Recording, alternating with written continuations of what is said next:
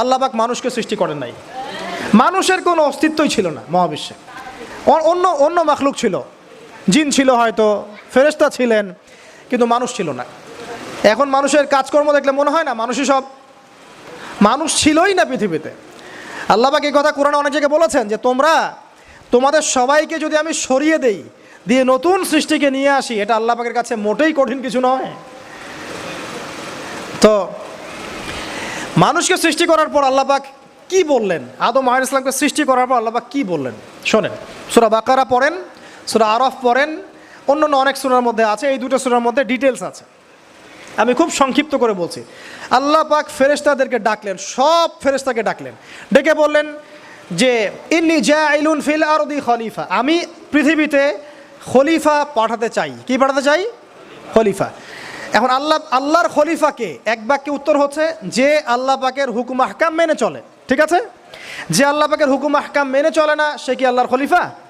বরং সে কার খলিফা? শয়তানের খলিফা। সিম্পল।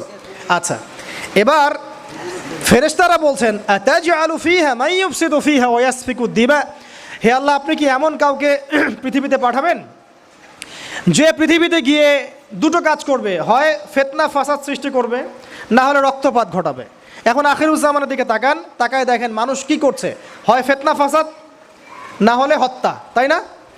প্রত্যেক দেশে দেশে হত্যা না? ওই উইঘুররা মরছে ওখানে, ওই ইরাকে মানুষ মরছে, ওই সিরিয়ায় বাচ্চারা মরছে, ওই ইয়েমেনে সৌদি বম্বিংয়ে মানুষ মরছে না?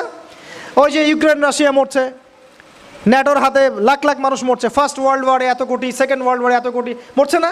মরতেই আছে। ফেরেশতাদের দূরদর্শিতা দেখেন। মাইয়ুফসিদু ফিহা, আল্লাহ আপনি কি এমন কোনো সৃষ্টি পাঠাচ্ছেন যে পৃথিবীতে গিয়ে ফাসাদ সৃষ্টি করবে, না হইলে রক্তপাত ঘটাবে? এই দুইটা কাজই করছে মানুষ। ফাসাদ পরিবারে, ধর্মে, ফাসাদ ইকোনমিক্সে, ফাসাদ পলিটিক্সে, ফাসাদ গ্লোবাল অ্যাফেয়ার্সে, সবখানেই ফাসাদ। আর রক্তপাত তো দেখতেই পাচ্ছেন। নবীজি বলেছেন শেষ জামানায় হারাজ বাড়বে। হারাজ কি? সাহাবীরা বলছেন হারাজ কি? নবীজি বলছেন হারাজ হচ্ছে যে এক হত্যা, আল কতল, হত্যা বা হত্যাকাণ্ড। একজন ব্যক্তিকে এমনভাবে মারা হবে যে সে জানবে না আমাকে কেন মারা হলো, এবং একজন ব্যক্তি মারবে কাউকে, সে জানবে না কেন তাকে মারলাম। মানে হারাজ মানে এটাই। এই যে এখন আপনাদের মাশাআল্লাহ পলিটিক্যাল ইলেকশনের সময় দেখবেন কত মানুষ যে মরবে আল্লাহ ভালো জানে, বহু মানুষ মরবে। ঠিক আছে? ফাসাদ, এই যে ফাসাদ, আল্লাহ পাক এই কথাই বলছেন, ফাসাদ ভাই ভাইকে মারবে, মুসলিম মুসলিমকে মারবে। একটা হাদিস এসেছে নবীজি অনেকক্ষণ সেজদায় পড়ে আছেন, সাহাবীরা অপেক্ষা করছেন। সেজদা থেকে মাথা তুললেন, নবীজি বললেন, সাহাবীদের দিকে তাকিয়ে বললেন যে আমি আল্লাহর কাছে তিনটা জিনিস চাইলাম, আল্লাহ পাক দুটো দিয়েছেন, আমাকে একটা দিলেন না। কথা বুঝতে পারছেন? কি চাইলেন ইয়া রাসূলুল্লাহ? একটা হচ্ছে আমি দোয়া করেছি আমার উম্মত যেন এই মহাপ্লাবনে ধ্বংস না হয়ে যায়। আল্লাহ পাক বলেছেন ঠিক আছে, ওকে। আরেকটা হচ্ছে আমার উম্মত এর মধ্যে আল্লাহ পাক দুর্ভিক্ষ দিও না তুমি। ঠিক আছে? আল্লাহ পাক বলেন ঠিক আছে, এই উম্মতকে দুর্ভিক্ষ দিয়ে মেরে ফেলবো না। তৃতীয়টা আমি দোয়া করলাম আল্লাহ আমার উম্মত যেন আপোষে মারামারি করে না মরে। কথা বুঝতে পারছেন? আল্লাহ পাক এটা কবুল করেন নাই। আল্লাহ পাক এটা বলেন নাই যে ঠিক আছে দিলাম, বরং এই উম্মতের মধ্যে একবার তরোয়াল উঠলে এটা নামবে না, চলতেই থাকবে। দেখেন চলছে না বাস্তবতা? এই যে শেষ জামানা হারাস চলছে, কতল, ঘরে ঘরে হত্যা, ঘরে ঘরে। মানুষ এখন বাইরের সিরিয়ালগুলো দেখে হত্যার ট্রেনিং শিখছে। অমুক সিরিয়াল দেখে হত্যা শিখেছে, অমুক এই কি সিআইডি দেখে হত্যা শিখেছে, হ্যাঁ ক্রাইম পেট্রোল দেখে হত্যা শিখছে না? প্রশাসনকে জিজ্ঞাসা করেন যে হত্যার কেস কত। মানুষকে হত্যা করার জন্য যাররা পরিমাণ এখন বুক কাঁপছে না।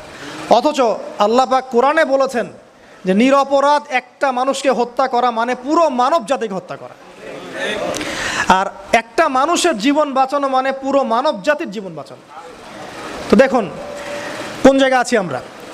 তো ফেরেশতারা এই কথা বললেন, আল্লাহ পাক তারপরে বলছেন যে ইন্নী আ'লামু মা লা তা'লামুন, দেখো আমি যা জানি তোমরা তা জানো না। মানে আমার এমন অনেক বান্দা থাকবে যারা শয়তানের দাসত্ব করবে না, আমার আনুগত্য করবে ইনশাল্লাহ। আর তারা কারা? নিঃসন্দেহে যুগে যুগে মুসলিমরাই। ইতিহাসের শুরু থেকে শেষ পর্যন্ত যারাই আল্লাহর আনুগত্য করেছে, রাসূলগণকে মেনে চলেছে, ইনশাল্লাহ তারা জান্নাতে যাবে ইনশাল্লাহ। আর সবচেয়ে বেশি জান্নাতে যাবে এই উম্মতের মানুষ ইনশাআল্লাহ। দেখা যাবে 73 কাতারের ম্যাক্সিমাম কাতারই আমাদের, মানে জান্নাতীদের 100 কাতার হবে, কোনো হাদিসে 73, কোনো হাদিসে 120, এরকম আছে আর কি, যে জান্নাতীদের কাতার হবে, লম্বা লম্বা কাতার হবে। এর মধ্যে ম্যাক্সিমাম 173 70, মানে ম্যাক্সিমাম পার্সেন্টেজ হবে এই উম্মতের। কথা বুঝতে পারছেন? আল্লাহ পাক আমাদের সবাইকে জান্নাত নসিব করুন, আমিন।